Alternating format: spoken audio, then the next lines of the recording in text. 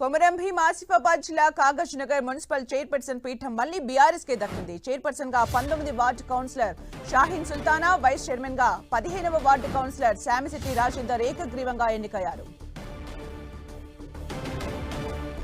కాగజ్ నగర్ మున్సిపాలిటీలో మొత్తం 30 మంది కౌన్సిలర్లతో పాటు ఒక ఎక్స్ అఫీషియో మెంబర్ ఉన్నారు. జనవరి 20న అప్పటి municipal chairman Saddam Hussain, vice chairman Girish Kumar పై అవిశ్వాస తీర్మానం వీగిపోయింది.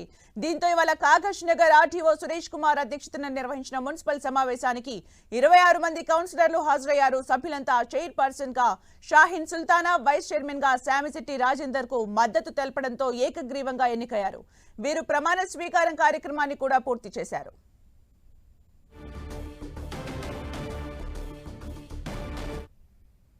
మరింత సమాచారం మా ప్రతినిధి ప్రేమ్ సాగర్ అందిస్తారు. ప్రేమ్ సాగర్.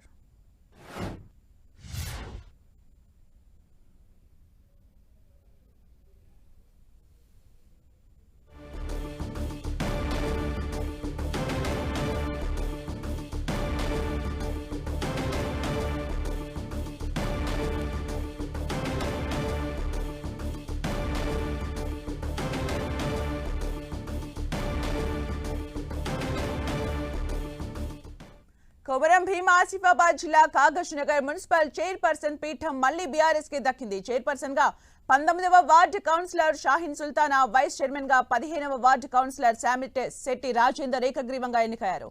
కాగజ్ నగర్ మున్సిపాలిటీలో మొత్తం 30 మంది కౌన్సిలర్లతో పాటు ఒక ఎక్స్ అఫీషియో మెంబర్ ఉన్నారు. జనవరి 20న అప్పటి municipal chairman Saddam Hussain, vice chairman Girish Kumar పై అవిశ్వాసం తీర్మానం వీగిపోయింది. దీంతో ఇవాళ కాగజ్ నగర్ ఆర్టీఓ సురేష్ కుమార్ అధ్యక్షతన నిర్వహించిన మున్సిపల్ సమావేశానికి 26 మంది కౌన్సిలర్లు హాజరయ్యారు. సభ్యులంతా చైర్పర్సన్ గా షాహీన్ సుల్తానా, వైస్ చైర్మన్ గా శామిశెట్టి రాజేందర్ కు మద్దతు తెలపడంతో ఏకగ్రీవంగా ఎన్నికయ్యారు. వీరు ప్రమాణ స్వీకార కార్యక్రమాన్ని కూడా పూర్తి చేశారు.